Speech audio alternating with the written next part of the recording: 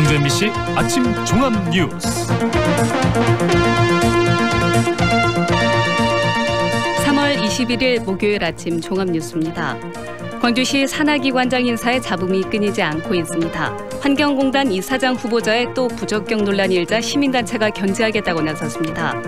광주 체육고 운동부 코치들이 대회 참가비 등을 부당하게 사용했다는 의혹이 제기돼 교육청이 감사에 착수했습니다.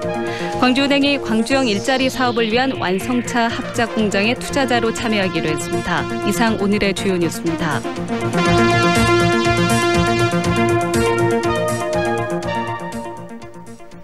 광주시 산하기관장 인사가 매번 말썽입니다. 환경공단 이사장 후보자가 또 자격 논란에 휩싸이자 시민단체가 광주시 인사를 견제하겠다고 나섰습니다. 김인정 기자입니다.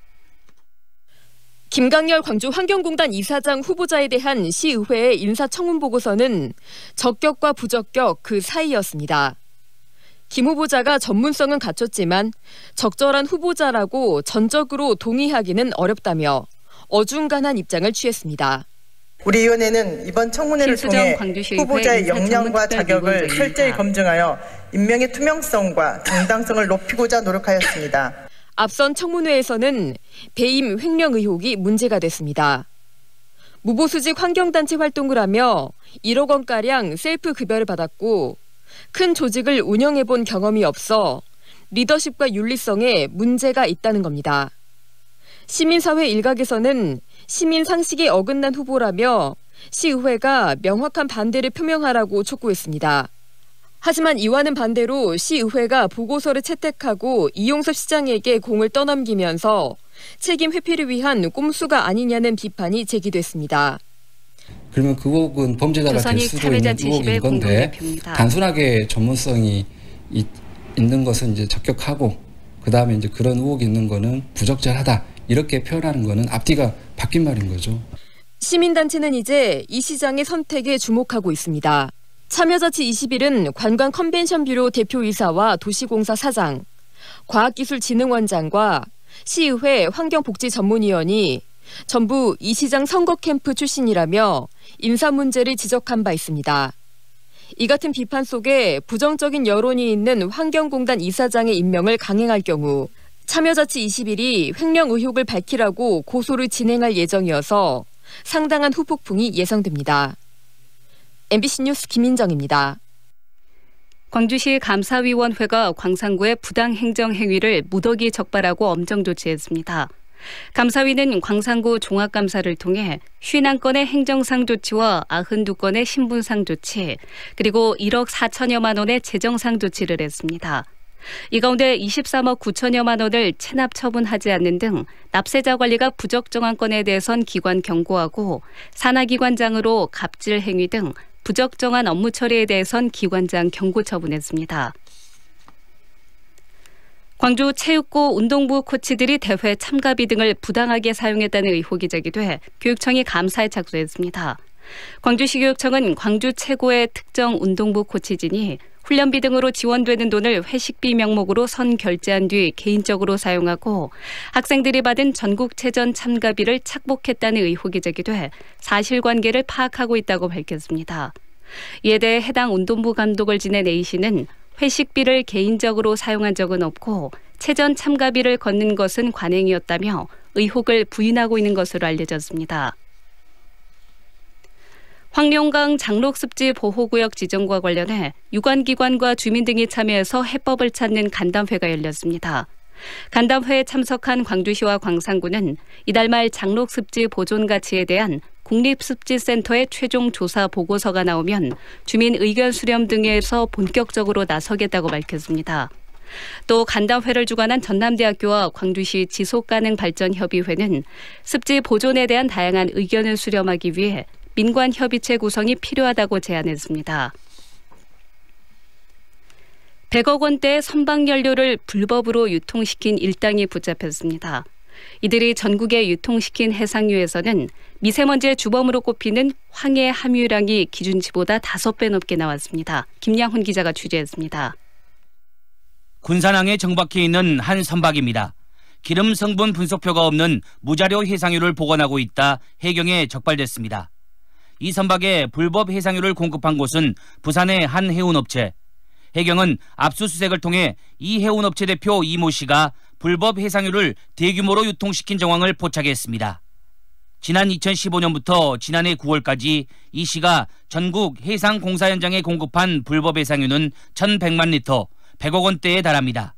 군산항에 무자료 해상유가 공급되고 있다는 촉보를 입수하고 현장에서 유류 채취 결과 불법 해상유임을 확인하고 역추적해서 공급자 등을 검거한 사건. 시료 채취 결과 이 씨가 공급한 무자료 해상유는 황함유량이 일반 기름보다 최대 5배 높아 국내에서는 사용이 금지돼 있습니다. 이 씨 등은 불법 해상유를 외국 선박들로부터 공급받아 국내에 유통시킨 것으로 추정됩니다. 서해지방해양경찰청은 석유대체연료사업법 위반 혐의로 이 씨 등 10명을 입건하고 추가 범죄 여부를 조사하고 있습니다. MBC 뉴스 김양원입니다. 광주은행이 광주형 일자리 사업에 투자자로 참여하기로 했습니다. 송종호 광주은행장은 기자간담회에서 광주형 일자리가 성공을 거두기 위해서는 지역 기업들의 참여가 중요하다며 광주은행도 일정 비율의 자금을 투입하겠다고 밝혔습니다. 송 행장은 광주형 일자리에 필요한 자본금 가운데 광주은행이 얼마나 부담할지는 광주시와 조율 중이라고 설명했습니다.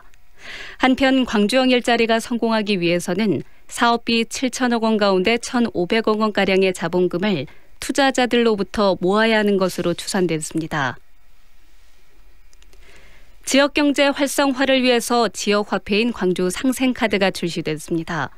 광주 상생카드는 체크카드와 선불카드 두 종류이며 광주은행의 모든 지점과 인터넷, 모바일 앱 등을 통해서 발급받을 수 있습니다.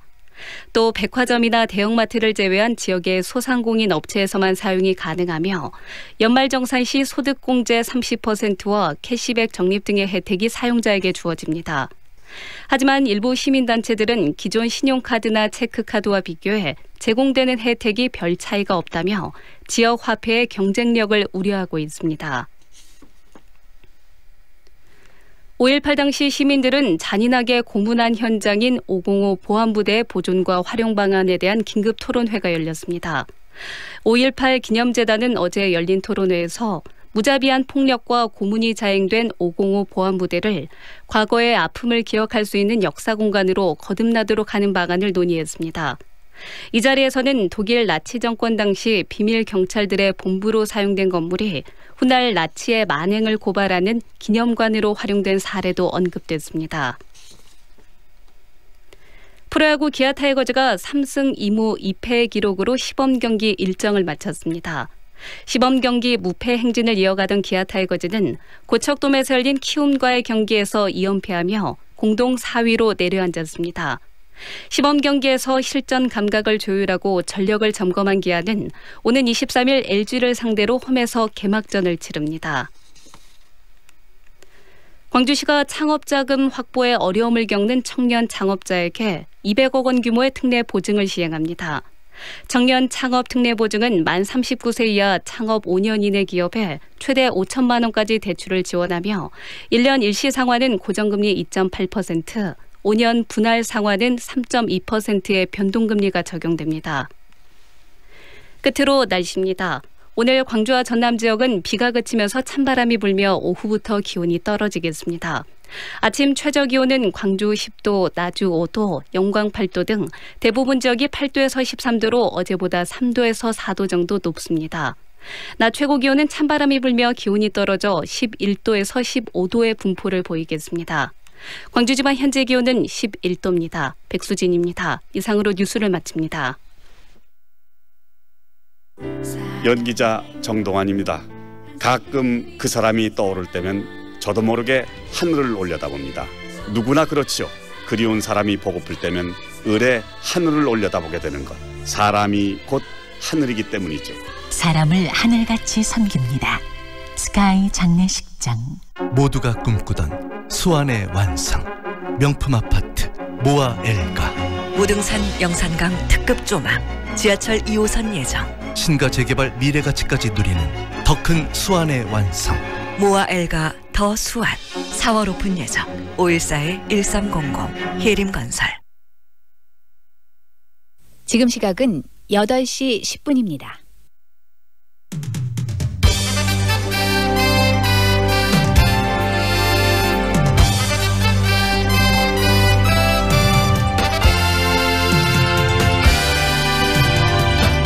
황동현의 시선집중. 2부 시작합니다. 올해는 3.1운동 100주년이 되는 해지만 일제강제동원 피해자들의 아픔 치유는 아직도 제대로 해결되지 못하고 있습니다. 전범기업 미쓰비시는 여전히 배상 책임을 인정한 판결에 대해서 그 이행을 하지 않고 있고요. 그래서 좀 더 적극적으로 이 근로정신대 피해자들의 권리 회복에 나서기 위해서 일본 전범기업에 대한 손해배상 청구 집단소송이 추진될 전망입니다. 이 내용 근로정신대 할머니와 함께하는 시민모임 안영숙 공동대표에게 들어보는 시간 오늘 준비했습니다. 도심 곳곳에서 추진되는 고층 아파트 중심의 재개발 사업 때문에 단독주택과 같은 저층 주거지들이 소외되고 있는데요. 시설 노후로 대책 없이 방치되고 있는 데다가 재해로 피해를 입거나 또 범죄의 장소로 이용될 수도 있기 때문에 재개발 주변의 노후 단독주택에 대한 관심을 가질 필요가 높습니다. 도시 문제로 부상한 저층 주거지 문제 오늘 한번 짚어보는 시간 갖겠습니다. 광주도시재생연구소 이봉수 이사와 인터뷰도 준비되어 있습니다. 한국인의 사망 원인 1위가 바로 암이라고 합니다. 치명적이고 무서운 병으로 알고 있지만 올바른 식습관, 금연, 금주 그리고 운동 같은 건강한 생활습관 실천으로 암을 예방하고 또 치료, 극복할 수도 있다고 합니다. 오늘 암 예방의 날을 맞아서 최근 광주 전남 지역의 암 등록 통계를 분석한 화순전남대병원 전남지역암센터 암관리사업부장 권순석 교수와의 인터뷰 갖는 시간도 준비했습니다. 황동현의 시선집중 계속됩니다. 어우 추워. 여보, 농부갓잔 도라지 배즙 한잔 하세요. 역시 당신이 최고야. 애들은 유자 배즙으로 먹였어요. 나주 장수식품 농부갓잔 도라지 배즙 유자 플러스 배 아로니아 배즙으로 겨울을 건강하게. 나주 장수식품 061-332-9616. 축제 파티가 있는 그곳엔 출장 뷔페 쿠바 하우스. 기업식 행사장 맛있는 음식이 필요한 그곳에도 출장 뷔페 쿠바 하우스. 출장 뷔페 필요한 곳 전국 어디나 찾아가는 출장 뷔페 쿠바 하우스. 062-351-7711. 2년은 금방. 이사 걱정 없이 내 집 마련을 원한다면, 호수공원과 테라스 거리, 생활을 생각한다면, 16개 공공기관 이전 예정까지 미래 가치를 기대한다면 사랑으로 선택하세요.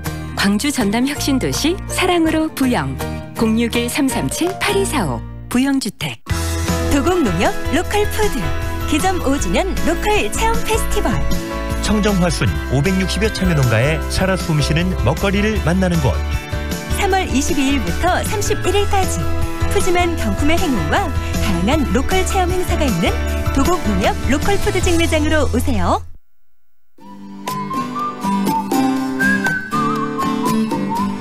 날씨 정보입니다. 오늘은 낮과 밤의 길이가 같아진다는 절기 춘분인데요.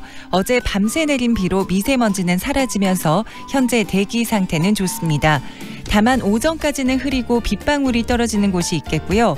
오후부터는 비가 그치고 찬바람이 불면서 꽃샘 추위가 찾아오겠습니다. 밖으로 나오실 때는 따뜻하게 입고 나오셔야겠습니다. 오늘 낮 기온 알아보면 광주는 13도, 목포, 영광 12도, 한평, 나주, 화수는 14도에 머물면서 어제보다 2에서 5도 정도 낮겠습니다. 오늘과 내일 미세먼지 농도는 좋음 수준 예상되고요. 다만 현재 아침 안개로 가시거리가 짧아진 상태니까요. 운전에 각별히 주의하셔야겠습니다.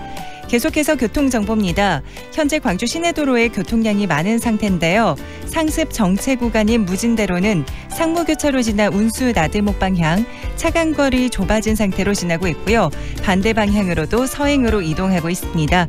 상무대로 농성교차로 주변으로 제속도 내지 못하고 있고 대남대로 농성교차로에서 건강관리협회 사거리 구간으로도 끝차량이라면 신호 2번 이상 필요하겠습니다. 그 밖에 서문대로 백운교차로에서 대성 여자고등학교 방향으로 천천히 이동하고 있습니다.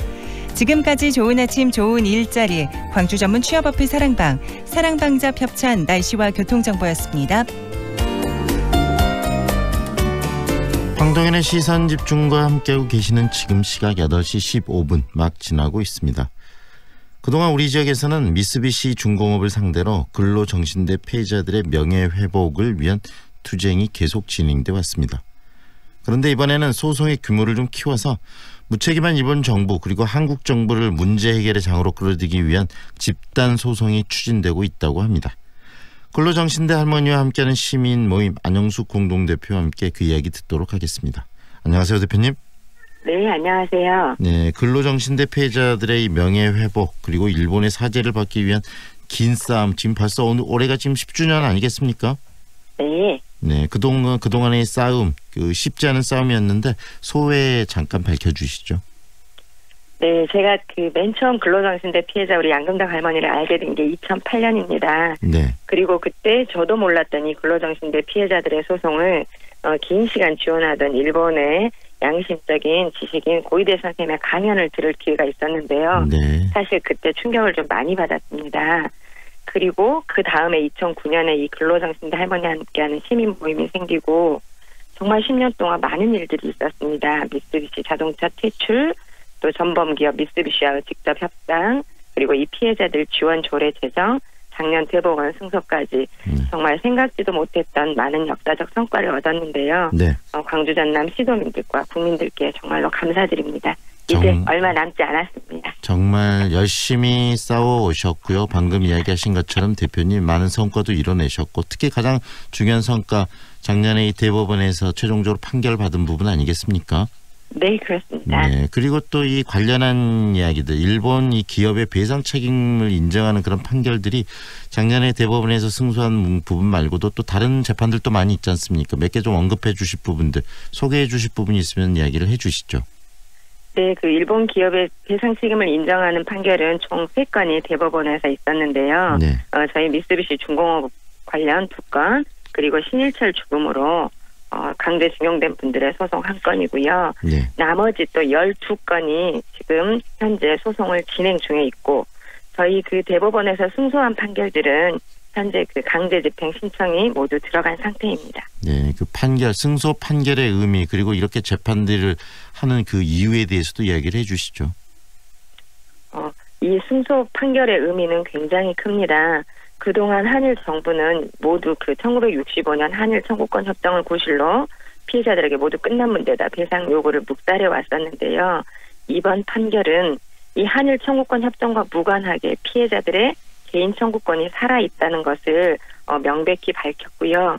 이에 따라서 피해자들의 그동안 숨겨왔던 자신의 한 안타까움을 권리를 이제는 찾을 수 있는 발판이 확실히 마련되었습니다. 네. 네. 하지만 기업 측은 또 배상 판결을 현재 안 하고 있는 거 아니겠습니까? 이 미쓰비시 측. 네네, 그렇습니다. 네. 이 식민지 반인도적 불법 행위에 대해서 전범기업의 명백한 배상 책임이 있다는 판결에도 불구하고 일본 기업뿐만이 아니라 일본 정부가 나서서 이 배상을 받고 있는데요. 네. 만약에 일본 법원에 제소된 우리 한국 기업이 일본 법원의 배상 명령을 받고도 판결을 거부한다면 일본 정부는 이를 받아들일 수 있겠습니까? 네. 이게 말도 안 되는 적반하장인 상황입니다, 지금. 그래서 지금 강제 지금 집행에 들어가 있는 상황인 것이고요. 네네. 네. 그런데 이 이야기들을 쭉 하면서 느끼는 게 뭐냐면 한국 정부가 이런 중요한 판결과 싸움 과정에 빠져 있다는 생각들을 항상 하게 되는 거거든요, 대표님. 네. 우리 정부는 사법부의 판단을 존중한다. 네. 이를 위해 방안을 검토하겠다라는 말은 했는데 검토하겠다는 말만 있고 도대체 어떤 움직임이 있는지 이것이 전혀 드러나지 않는 상황이어서 저희들도 지금 답답합니다. 네. 그런데 이것을 이런 단체나 이제 끊임없이 싸워오셨는데 이 부분에게만 맡길 게 아니고 이제 대법원의 판결까지 난 사항들에 대해서는 정부가 좀 직접 나서서 일본 정부에 촉구할 건 촉구하고 해결해야 될 부분들은 해결해야 되지 않겠습니까? 그게 정부의 존재 이유일 것 같은데요. 네. 저희들도 그렇게 생각하고 있습니다. 네, 관련해 정부한테 이런 부분들 이야기하고 촉구하신 게 좀 있으십니까? 네. 우리 정부에는 지속적으로 얘기를 하고 좀 개별적으로라도 다른 만남을 좀 추진해달라, 피해자를 만나달라는 그런 요청들을 하고 있는데요. 네. 아직 별다른 답은 없고요. 네. 저희들은 대신에 그래서 이번 집단 소송을 준비하면서 네. 정부를 좀 더 끌어내려고 합니다. 정부가 미루고 있는데 네. 이 피해자들이 집단으로 소송에 나섬으로써 정부도 더 이상 여기에서 발을 뺄 수 없게끔 네. 좀 더 압박하는 수단이 되고 특히 일본 정부에는 그 좀 마지막 기회가 되겠다. 너희들에게 배상할 수 있는 네. 마지막 기회를 주겠다라는 이런 의미로 이 적극적인 집단 소송을 추진하고 있습니다. 네, 그래서 이번 집단 소송이 좀 의미가 있을 것 같은데요. 집단 소송을 좀 어떻게 하시는 건지도 좀 들려주세요. 네, 이번 집단 소송은 그 민주사회를 위한 변호사 모임 광주 전남 지부와 함께 공익소송 형태로 진행이 되고요. 네. 이 소송 참여를 원하시는 분들은 일제 노무동원, 광주 전남 지역의 일제 노무동원 피해자와 유족들인데요. 이분들은 365-0815로 전화를 주시거나 네. 아니면 다음 주부터 그 2주간 광주시청 1층 민원실에 소송 접수 창구를 마련하는데요. 그쪽으로 이렇게 들려주시기를 좀 부탁을 드립니다. 네. 많은 분들의 의견들을 모으고 그다음 피해 사례들을 종합해서 집단 소송을 지금 하시려는 거 아니겠습니까? 네, 그렇습니다. 네. 이렇게 집단 소송을 가겠다고 생각하시는 건 지금까지 이런 재판이나 판결들이 나왔음에도 불구하고 일본의 이 전범 기업들이 제대로 거기에 대한 배상 책임을 다하지 않기 때문 아니겠습니까? 네, 그렇습니다. 네, 집단 소송을 통해서 그러면 이런 어떤 일본의 책임들을 어떤 식으로 끌어낼 수 있는 거죠? 아무래도 저희가 그 대상으로 하는 그 전범 기업이 지난번에 정부에서 발표한 341개 현존하는 전범 기업 모두가 해당이 됩니다. 네. 그동안은 몇 개 특정 기업에 한해서 원고를 모집하고 또 소송을 진행을 했었는데요. 네. 이제는 일본 현존하는 전범 기업 341개를 모두 대상으로 하고 있기 때문에 네. 원고당 규모만 커지는 것이 아니라 피고 역시도 일본의 그 수백 개의 기업이 될 가능성이 높습니다. 그렇기 때문에 여러 개의 기업이 걸리다 보면 일본도 압박을 받을 수밖에 없는 상황을 만들 거라고 봅니다. 결국은 이러한 소송 과정에서 정부들이 직접 나서서 이 문제에 대한 근본적인 해결책을 만들 수밖에 없겠네요. 네네. 그렇게 예상하고 있습니다. 네, 그 부분이 또 이 소송이 갖고 있는 하나의 의미일 수도 있고요. 네. 네. 그리고 지역에서 이렇게 먼저 추진한다고 이야기를 하셨는데 광주 지역에서 다른 지역과의 또 연계성, 유기적으로 함께 이 소송의 규모를 더 확대시킬 필요도 있을 것 같은데 거기에 대한 고민들도 하고 계십니까? 네. 집단 소송 보도가 나가자마자 어제 하루 소송 문의만 34건이 넘었습니다. 네. 너무나 그 안타까운 피해자나 유족들의 사연을 저희들이 어제 접했는데요. 네.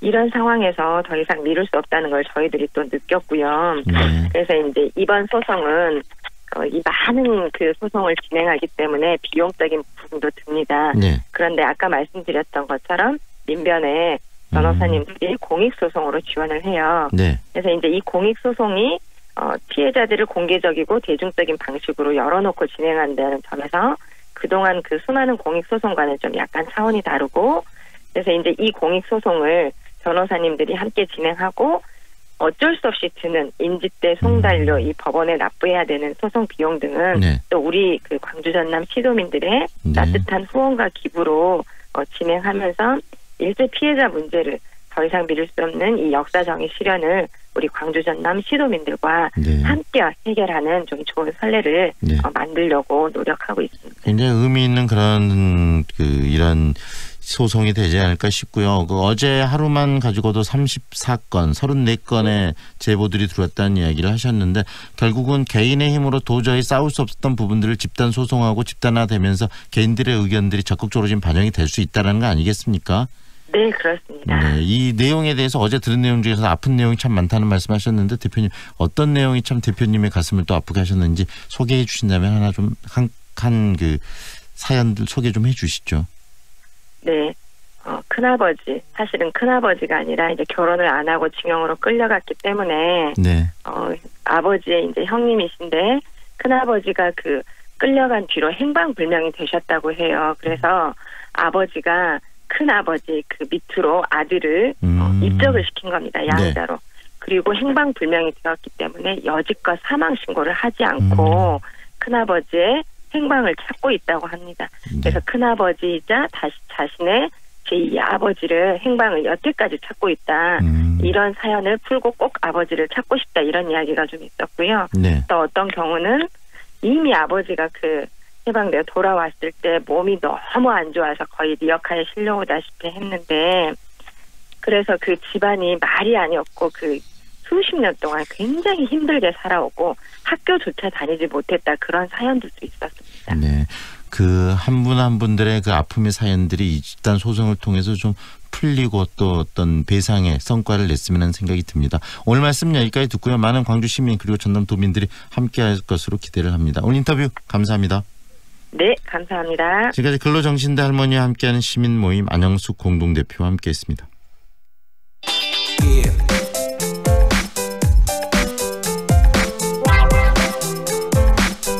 오늘은 암 예방의 날입니다. 암 예방의 중요성을 알리기 위해 제정된 날인데요. 암은 우리 국민 3명 가운데 1명이 걸릴 정도로 이 흔한 질병, 그리고 그렇기 때문에 막연한 공포보다는 검진을 통해서 예방하고 또 극복해야 할 대상이라고 할 수 있을 겁니다. 한국인이 잘 걸리는 암이 어떤 암이고 또 어떻게 극복해야 할지 이야기 듣겠습니다. 최근 광주 전남 암 등록 통계를 분석한 화순 전남대병원 전남지역암센터 암관리사업부장인 권순석 교수 연결하겠습니다. 안녕하세요, 교수님. 네, 안녕하십니까. 네, 우리나라 사망 원인 1위가 암이다라고들 이야기를 하고 또 많은 사람들이 암에 대한 공포들도 가지고 있는데요. 현재 우리나라 암 환자 어느 정도나 되는 겁니까? 네, 가장 최근 통계가 2016년도 발생 통계고 2017년도 사망 통계입니다. 네. 이게 통계를 산출하는데 어느 정도 시간이 필요하기 때문에요. 16년도 우리나라 암 발생자 수는 22만 9천 명 정도, 약 23만 명 정도 되고요. 네. 사망자 수는 이제 8만 명 정도 되고 있습니다. 네. 발생자 수가 24만 명까지 증가했다가 현재 약간 감소하고 있는데요. 네. 사망자 수는 암 사망자 수는 매년 지금 최고 기록을更新하고 있습니다. 네. 광주 전남에서는 2016년에 약 16,000명 새로운 환자가 발생했고요. 네. 약 6,300명 정도가 암으로 사망해서 전체 사망자에서 한 26%가 암으로 사망하고 있는 것으로. 네. 결국은 그렇기 때문에 많은 분들이 암으로 암 발병도 하고 사망도 하시기 때문에 공포와 두려움도 많은데 현재 의술을 통해서 이 많은 부분들이 또 극복되고 있는 측면도 있는 거 아니겠습니까? 네, 그렇습니다. 네, 최근 이제 암 생존율이 증가하고 있거나 네. 또 암 진단되는 연령이 낮아지고 있는 것 등이 그 증거라고 할 수 있겠는데요. 네. 노령 인구가 증가되면은 당연히 이제 암 환자 수가 많아지기 때문에 네. 앞으로 이 암 환자의 증가 속도는 계속 수술이 발전함과 관계없이 환자 수는 계속 늘어날 것으로 네. 보통 보면은 남자와 여자분들이 암 발생 그 종류들이 좀 다를 수도 있겠다는 생각이 드는데 일단은 이 광주를 한번 볼까요? 광주의 남자분들의 암 발생은 어떤 암들이 빈도가 가장 높습니까? 예, 이제 보통 우리나라에서 일반적으로 남자는 위암, 폐암, 대장암이고요. 네. 또 여자들은 유방암, 갑상선암, 대장암 이렇게 발생하고 있습니다. 과거에는 이제 위암, 간암, 폐암이었는데 네. 간암이 좀 줄어들고 대장암이 증가하고 있습니다. 여자에서는 이제 자궁경부암 네. 빈도가 줄어들었고요. 네. 대신 이제 갑상선암이 많이 늘어난 것입니다. 광주 전남에서는 이런 이제 광주 같은 경우는 이런 전국적인 순위 그 암동별 발생 빈도가 거의 유사한 네. 빈도를 보이고 있는데요. 전남은 약간 차이가 있습니다. 가장 네. 큰 차이가 남자에서는 이제 폐암이 위암보다 오히려 더 빈도가 높다는 게 가장 큰 특징이고요. 네. 여성에서 전국적으로는 유방암이 다시 갑상선암보다 더 많이 발생한 암으로 바뀌었는데 광주 전남에서는 아직까지 유방암보다 갑상선암이 더 많이 네. 발생하고 있어서 갑상선암이 전국에서 가장 빠르게 증가한 곳이 광주 전남 지역이거든요. 네. 가장 빠르게 증가했다가 이제 가장 느리게 감소하고 있다는. 들어보면 여보세요? 네. 네, 교수님 목소리를 조금만 더 키워주시면 감사하겠습니다. 네. 들어보니까 교수님 특히 간암보다 대장암 발병률이 더 높아지고 있다 이런 얘기를 들으면서 우리 이 생활 습관 또는 이 식습관이 또 이 암과 굉장히 밀접하지 않나라는 생각이 드는데요. 어떻습니까? 네, 이제 일반적으로 그 환경 요인에 대해서 이제 많이 걱정을 하고 있습니다. 네. 이제 식습관을 제외한 다른 환경 요인, 대기 오염이나 지구 온난화나 이런 것들은 전체 암 발생에서 차지하는 기여율을 그렇게 높지는 않습니다. 네. 4에서 한 5% 내외라고 좀 네. 이야기하고 있고요. 네. 근데 이 중에서 가장 크게 기여를 하고 있는 것은 이제 식습관입니다. 네네. 보통 금연과 흡연과 식습관이 전체 암 발생의 한 50% 이상을 네. 좌우하고 있다고 지금 추정하고 있습니다. 네. 그래서 어렸을 때부터 건강한 생활 습관, 특히 이제 건강한 식습관, 네. 위험한 그 암 발생률이 높은 위험한 네. 습관을 좀 피하는 것 이런 것들이 굉장히 중요하겠다. 결국은 매일 먹는 음식을 어떻게 관리하는가가 이 건강과 밀접하다는 이야기시네요. 네, 그렇습니다. 그런데 아까 교수님께서 말씀해 주신 것 중에 이 전남 남성들이 지금 폐암 발생 건수들이 굉장히 좀 높고 지금 1위라는 이야기 하셨지 않습니까? 네네. 이렇게 전남에서 폐암 발생률이 높은 특별한 이유가 있을까요? 네, 일단은 가장 먼저 생각해 볼 수 있는 것은 폐암은 노인 인구에서 많이 발생하는 암이기 때문에요. 네. 전남에서 노령 인구 비율이 높기 때문이 가장 큰 원인이라고 생각이 들고, 네. 또 남성 흡연율이 높기 때문이라고 생각이 됩니다.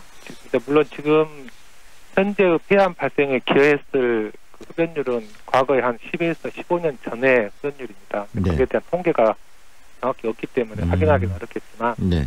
현재 전남의 그 남성 흡연율이 전국에 비해서 흡연율 감소 추세가 가장 느리거든요. 네네. 여전히 그 과거에 이제 기록은 높지만 현재도 흡연 관련 건강 행태상 문제가 존재하고 있기 때문에 네. 현재 어떤 폐암 발생 높은 것이 과거 전남 남자들에서 높은 흡연율과 연관되었을 것이라고 추정해 볼 수 있을 것 같습니다. 높은 흡연율 결국 담배가 폐암과 직결된다는 이야기신데요. 네, 지금 7월부터 이 폐암 검진 사업 대상자 이 관련한 사업들이 지금 추진이 된다는 거 아니겠습니까? 국가 차원에서. 네네. 네, 그 소식도 좀 전해주세요. 어떤 사업이고 어떤 대상자들은 어떻게 되는지 지원도 어떤 방식으로 되는지도 좀 소개해 주십시오. 일단 이제 폐암 검진은 대상자는 55세에서 74세 사이에 30감년, 그러니까 한 값씩 30년 했던 사람들이죠. 네. 30감년 이상의 흡연력을 가진 사람들이 대상이고요. 검사 방법은 이제 저설량 폐 CT입니다. 네. 검진 주기는 2년에 1회씩이고요. 그래서 이 흡연력 여부를 확인하는 것은 이제 보험공단에서 건강검진 때 작성했던 설문지를 분석해서 네. 대상자를 선정하고 네. 아마 7월 이전에 각 대상자에게 개별적으로 검진 통보가 가는 건가요? 네. 네네. 정부가 이렇게 좀 구체적으로 각각 암에 대해서 많은 고민도 하고 또 검진 사업도 적극적으로 펼치고 있는데 정부가 지금 추진하고 있는 그런 암 검진 사업에 대해서 소개해 주실 분 있으면 좀 소개를 해 주시죠. 네, 우리나라는 지금 전 세계적으로도 가장 많은 종류에 대해서 검진을 국가에서 시행하고 있는 나라입니다. 네. 총 현재까지 이제 5개 암종, 위암, 대장암, 유방암, 자궁경부암, 그리고 이제 간질환 있는 사람들 대상으로 간암까지 시행을 하고 있고요. 여기에 이제 올해부터 폐암 검진이 추가되기 때문에 총 이제 6대암 검진을 시행하고 있는 것입니다. 네. 이제 폐암 검진 같은 경우는 조금 이제 걱정되는 게 다른 암종 검진에 비해서 검진 가능한 기관이 굉장히 제한적입니다. 네. 실질적으로는 뭐 16채널 이상 CT를 가지고 있어야 되고 종합병원만 검진 기관을 지정받을 수 있기 때문에 네. 우리 지역 같은 경우는 시군에 따라서 검진 기관이 한 곳도 없는 지역이 많을 것으로 예상됩니다. 그래서 인구 규모가 적은 군 지역 같은 경우는 대상자로 통보가 지정이 받아도 검진 받기가 어려울 수도 있겠습니다. 아마 이에 대한 지자체 대책 수립이 좀 필요할 것 같습니다.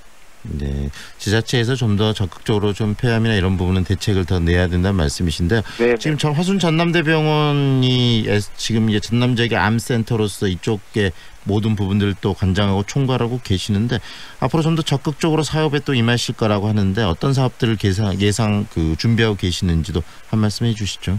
네, 저희는 이제 일단 가장 주로 하고 있는 것은 암 발생 자체를 예방하는 것이 가장 중요하다고 생각합니다. 네. 그래서 이걸 1차 암 예방이라고 하는데요.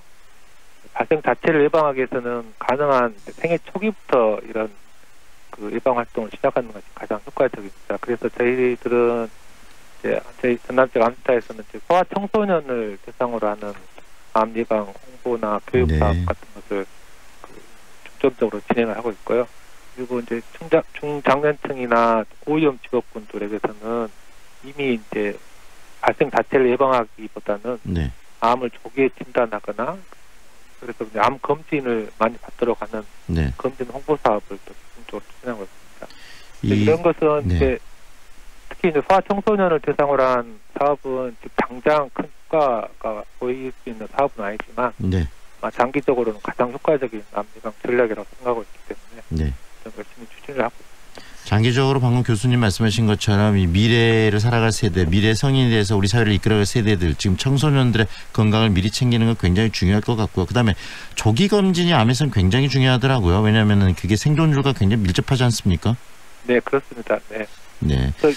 이제 대표적인 예로 위암을 예를 들어서 생각해 보면 조기에 진단받은 경우는 거의 90% 이상 생존하고 있지만. 네. 진행된 병기, 즉 4기로 넘어가서 진단이 되면은 네. 이제 생존하는 빈도가 역전이 됩니다. 네. 10% 정도만 생존하는 그 생존율이 급격히 낮아지기 때문에요. 네. 암을 얼마나 빨리 진단하는가가 굉장히 암 치료 결과를 좌우하는 가장 중요한 팩터라고 생각이 듭니다. 네. 오늘 최근에는 이제 검진하는 기술이 많이 향상되어서요. 네. 과거보다 암을 조기에 진단하는 속도가 굉장히 빨라지고 있습니다. 네, 오늘 말씀은 여기까지 드릴게요. 고맙습니다. 네, 감사합니다. 지금까지 화순 전남대병원 전남지역암센터 암관리사업부장인 권순석 교수와 함께했습니다.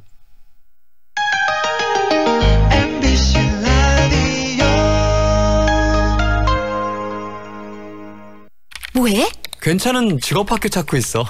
아직 호남 직업 전문학교를 몰라? 99년부터 13년 연속 우수훈련기관. 우리 지역 공동훈련기관으로 재직자 향상 교육도 한대. 오, 역시 정보통인데. 하나 더. 지금 호남에선 국비교육생을 모집 중이래. 우와.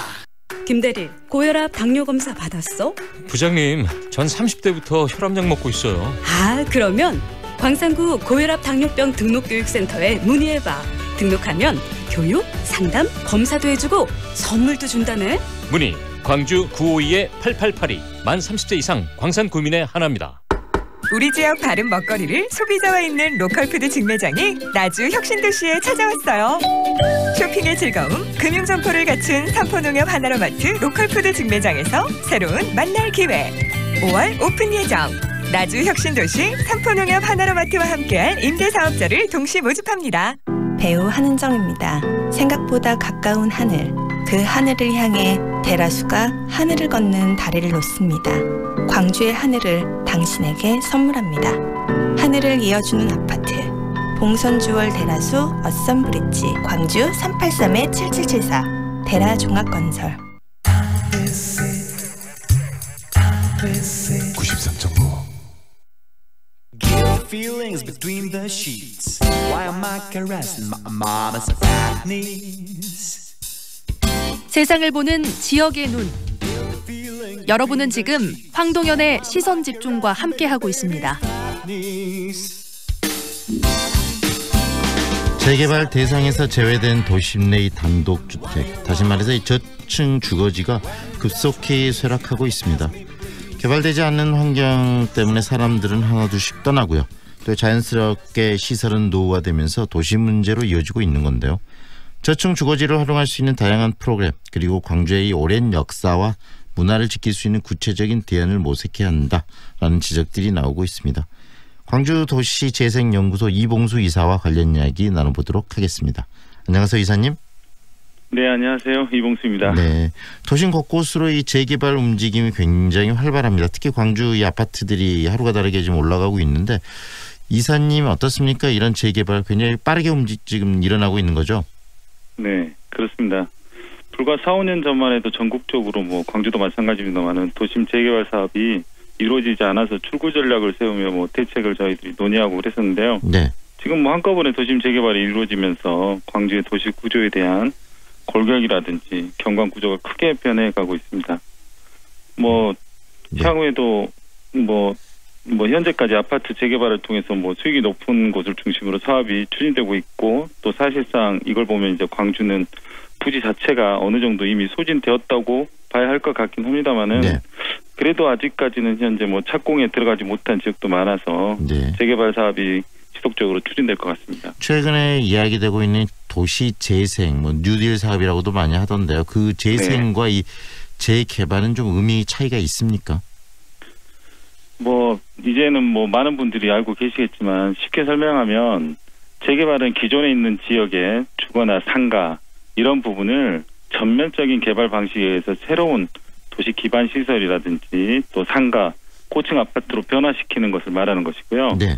재생이라는 것은 기존의 틀, 뭐 도시나 지역의 기존의 틀과 그러니까 마을의 형태, 높이라든지 스카이라인, 뭐 골목길에 대한 틀을 그대로 유지한 채 주거나 상업, 방금 말씀드린 도시 기반 시설과 같은 네. 환경을 개선해서 지역민의 삶의 질에 대한 향상을 꾀하는 것으로 보시면 되고 이를 통해서 뭐 지역의 아니면 지역이나 도시의 역사성이라는 정체성을 이어가는 것을 의미하는 것으로 생각하시면 될 것 같습니다. 네, 요즘에는 이 재개발 시스템에서 지금 재생으로 이 도시를 바꾸는 작업들이 많이 변화되고 있는 거 아니겠습니까?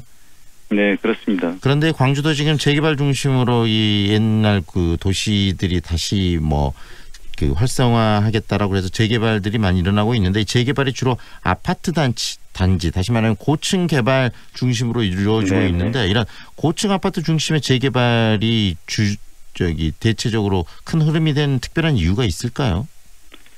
뭐 큰 흐름이라고 하기는 좀 그렇습니다만 뭐 여러 가지 뭐 현실적으로 이 재개발 사업이라는 것이 이제 공공이 주도하는 재개발이 아니고 민이 주도하는 재개발 사업이라 보니까 도심 뭐 외곽의 택지 개발 지역보다는 뭐 지가가 높다, 사업 대상지내 조합원의 요구 등에 대한 반영과 뭐 같은 여러 가지 뭐 사업성 때문에 공동주택 중에서도 특히 아파트로 추진할 수밖에 없다는 것이 현실이라고 말들을 하고 있습니다.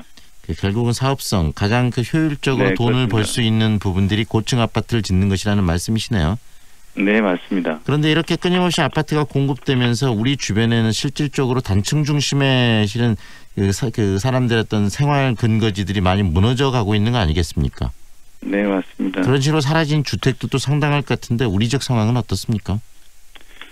네, 광주시에 따르면 2017년 말 기준으로 해서 광주의 주택수가 60만 6천 호 정도였는데요. 이 중에 한 약 65.3%, 그러니까 39만 한 5천 세대 5천 호가 아파트였고 31.9%, 19만 3,200세 호가 단독주택이고 나머지는 연립이라든지 다세대 주택입니다.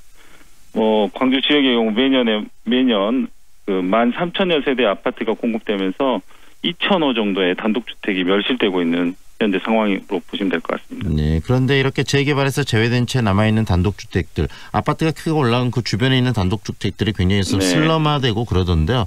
이런 저층 주거지들이 아파트 주변이나 재개발 주변에 가지는 문제점들이 굉장히 많죠. 네, 많습니다. 보통 현재 남아있는 단독주택지 보면은 대부분 이제 30년 이상 된 노후주택으로 뭐 수익성이 없다는 이유로 그대로 방치되는 경우가 많습니다. 이 단독주택에 거주하고 있는 주민의 뭐 주거질 하락과 범죄와 재해에 대한 범죄와 재해에 대해서 취약해지고 또 도시 경관에 대해서 저해 요소로서 아주 부정적인 영향을 미치고 있습니다. 뭐 집주인이 사망했다든지 그래서 타 지역의 자식들이 상속을 받거나 다른 지역에 거주하면서 재개발이라든지 다른 상황을 지켜보면서 이제 방치되면서 더욱 이제 심각해지는 상황으로 내몰리는 것이죠. 네, 그런 식으로 계속 그 방치되고 있으면은 이 도시의 주거 환경이 악화되는 것은 또 사실 아니겠습니까? 그래서 이 부분에 대한 개선, 그다음에 고민이 좀 필요할 것 같은데요. 어떤 방식으로 이 문제를 해결해야 될까요? 지금 단독주택에 대해서 저희들이 뭐 특별하게 시라든지 지자체에서 대책을 마련해 놓고 있지는 않습니다만은 뭐 잘 아시다시피 현재 우리 사회가 인구 감소라든지 고령화, 뭐 1인 가구의 증가, 저성장 기조에서 과거 달라진 이제 사회 경제적 이런 여건들을 대응하고 또 이제는 중저층 주거에 대한 어떤 정책적인 변화가 필요한 시점이라고 보여집니다. 이러한 변화와 함께 다양해진 뭐 주택 수요에 대응할 수 있는 뭐 유연한 공간으로서 이 무엇보다도 저층 주거가 지닌 역사성이라든지 장소성, 그러면 커뮤니티 등과 같은 유무형의 가치를 뭐 광주 다음에 가장 큰 매력 중 하나로 보고 뭐 초층 주거가 가지고 있는 뭐 장점을 잘 살리기 위해서 무엇보다도 뭐 기존에 있는 노후도를 기준으로 정비가 우선되었던 주거지 정책의 네. 획일적인 시각에서 벗어나서 우리가 이제 보존하고 관리하는 방향으로 네. 정책적인 관점의 변화가 필요할 것으로 생각됩니다. 뭐 더 붙이자면 이러한 중저층 소규모 주택 정비 수요를 뭐 감안해서 다양한 뭐 프로그램을 만들고 네. 또 시도하는 노력이 또 필요하고요. 경관이라든지 주거지 특성, 주변의 여건 등을 감안한 중저층 주거지 모델을 저희가 뭐 개발한다든지 또 이럴 시범 사업화해서 거주민과 토지 소유자가 함께 참여할 수 있는 방안을 모색해야 할 것으로 보여집니다. 네. 또한 현재 뭐 보면은 빈집 및 소규모 주택 정비에 대한 뭐 특례법 2018년도 7월달에 제정됐는데요. 네. 이것에 근거해서 현재 추진이 가능한 자율주택 정비 사업이라든지 네. 가로주택 정비 사업, 소규모 재건축 사업 등을 통해서 노후주택 지역을 아파트가 아닌 네. 중저층의 소규모 주택으로 유도를 할 필요가 있겠습니다. 현재 네. 보면은. 앞으로 이제 고층 아파트 중심이 아닌 이 중저층, 그 주택 중심의 재개발에 대한 구체적인 고민들을 이제 하나 둘씩 해나가야 될 때라는 말씀이시네요. 네, 맞습니다. 그리고 그 중심에 또 이번에 문재인 정부에서 적극적으로 추진하고 있는 도시재생 유지 사업의 하나의 역할이 될 수도 있겠다는 생각이 드는데 그 부분을 잘 활용할 필요도 있지 않겠습니까? 네, 맞습니다. 뭐 재생 사업이라는 것이 기존의 틀을 유지하고 뭐 그 주거 환경의 질이라든지 이런 걸 높여가면서 그 사람들 다시 재정착하게 하는 사업이니까 네. 그런 부분에서는 딱 맞는 거라고 생각합니다. 예, 앞으로의 광주시의 도시 정책, 방금 우리 이봉수 이사께서 지적하신 그런 부분들을 좀 감안한 그런 도시 정책이 좀 이루어졌으면 생각이 듭니다. 오늘 말씀 고맙습니다. 네, 고맙습니다. 지금까지 광주도시재생연구소 이봉수 이사와 함께했습니다.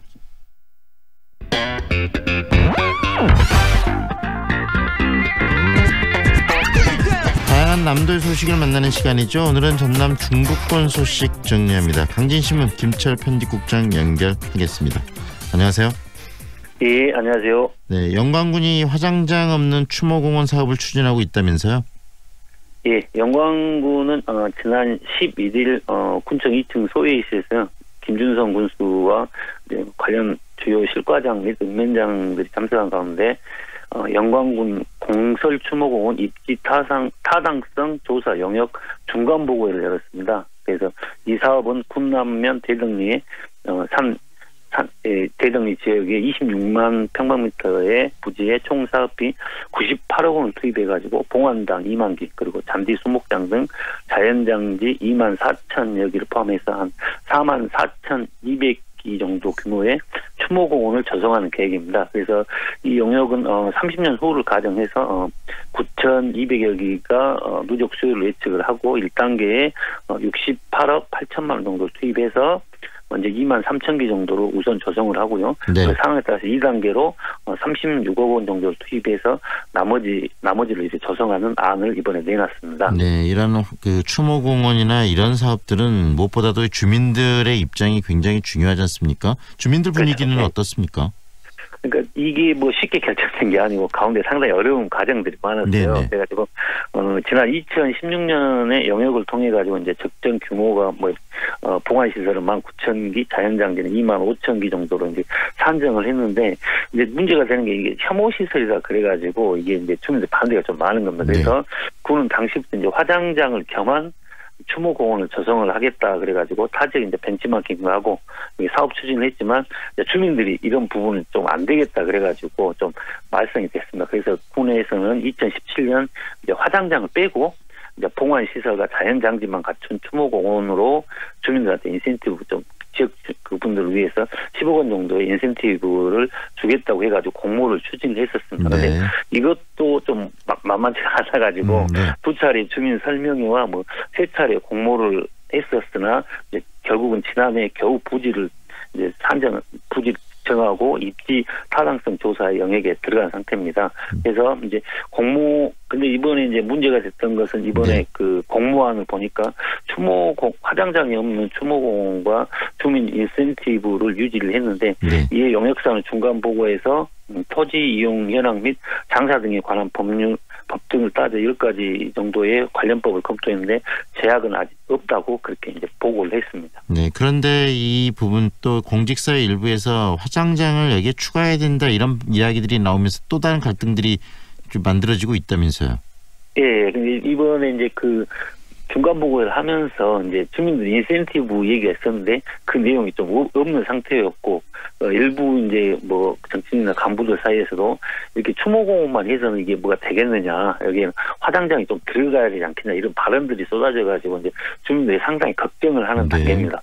그런데 이제 영광군 관계자는 당초 공모 내용이 이제 화장장을 뺀 추모공원이다. 그래서 만약에 화장장을 추가로 해야 한다면 개별 재공모를 절차를 해야 된다고 이렇게 얘기를 하고 있어서 이 논란은 계속 좀 될 것 같습니다. 네.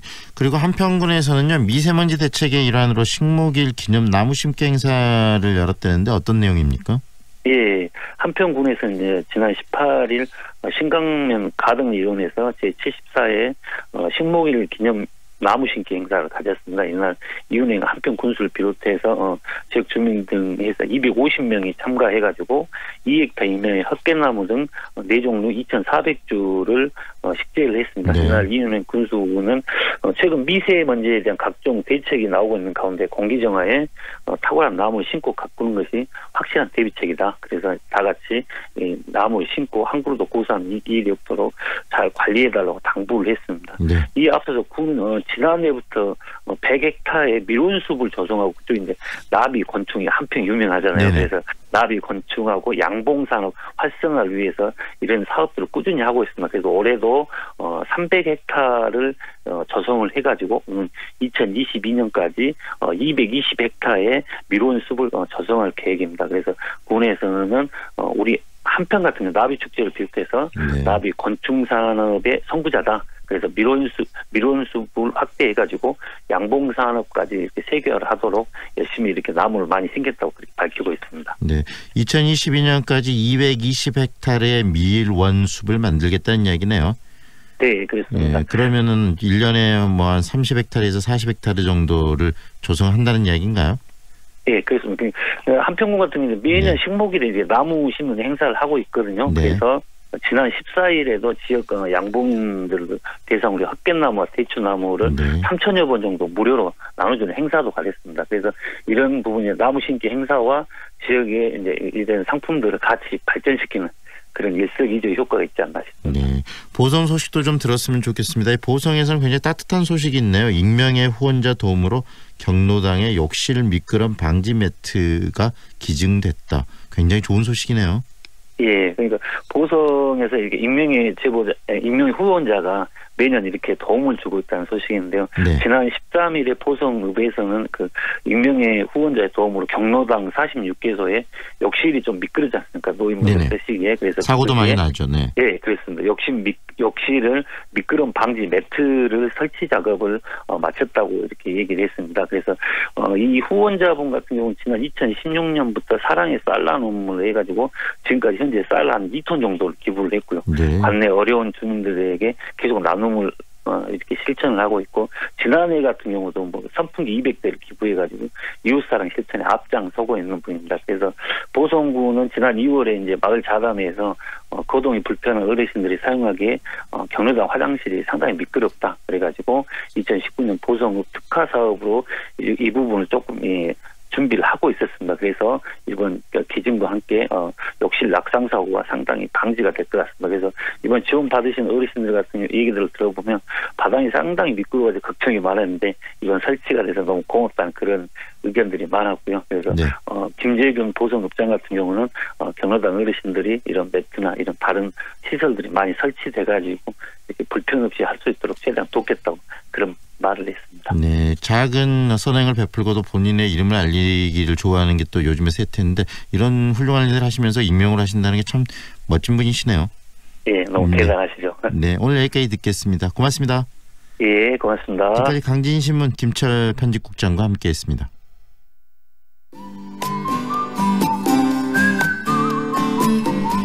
날씨 정보입니다. 밤새 내린 비에 미세먼지는 씻겨 내려갔지만 꽃샘 추위가 찾아오겠습니다.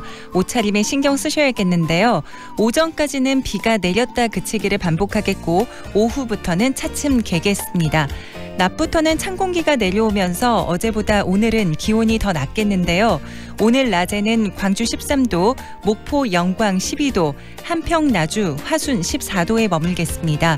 퇴근길에는 강한 바람이 불면서 체감 온도가 떨어져 춥겠고요. 꽃샘 추위는 내일도 이어지겠습니다. 계속해서 교통정보입니다. 출근길 정체는 점점 풀려가고 있는데요. 다만 북문대로 우남 사거리를 중심으로 각 방향 신호 2번 이상 필요하겠습니다. 지금까지 좋은 아침 좋은 일자리 광주 전문 취업 어필 사랑방잡 협찬 날씨와 교통정보였습니다. Ready for adventure days? 오직 3월 집 전차종 사륜구동 할인 그랜드 체로키 재구매 고객 최대 1,400만 원 첫 구매 고객 최대 1,200만 원 할인 추가 혜택까지 모험을 위한 기회를 가져라. Adventure days. Jeep. 배우 한은정입니다. 생각보다 가까운 하늘, 그 하늘을 향해 대라수가 하늘을 걷는 다리를 놓습니다. 광주의 하늘을 당신에게 선물합니다. 하늘을 이어주는 아파트 봉선주월 대라수 어썸브릿지 광주 383-7774 대라종합건설. 이번 채용 어떻게 하지? 지역 인재 뽑고 특별 혜택도 받는 전남 일자리 종합센터죠. 전라남도 소재 근로자 수 20인 이상 50인 미만 기업 지역 인재 2인 이상 채용 시 전 직원 1인당 최대 20만 원이나. 전남 일자리 종합센터 지역 인재 채용 지원 사업 061-287-1142. 3월 21일 황동현의 시선 집중은 여기까지입니다. 오늘도 함께해 주셔서 고맙습니다.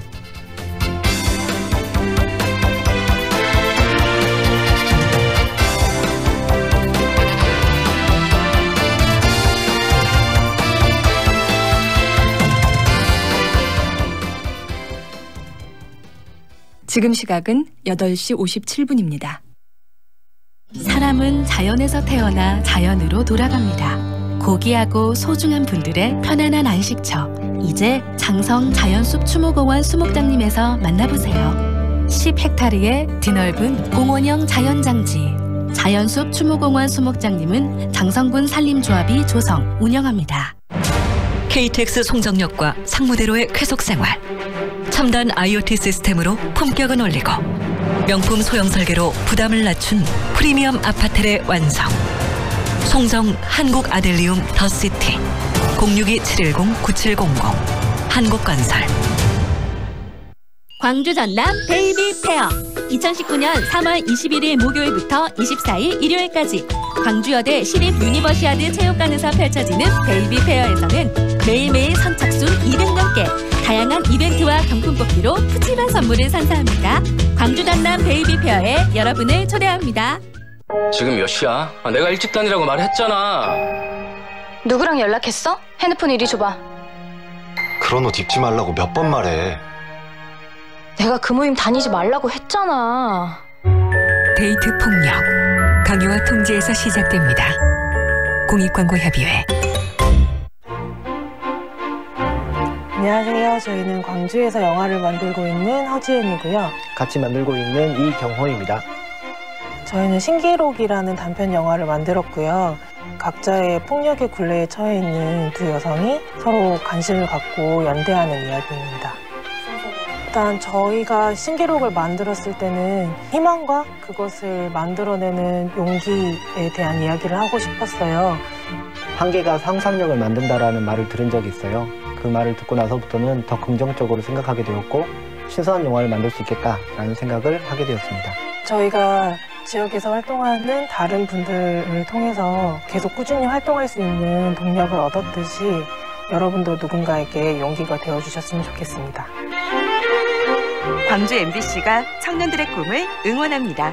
청년의 꿈을 키우는 남도 청출어람. 이 캠페인은 글로벌 공기업 한국농어촌공사와 함께합니다.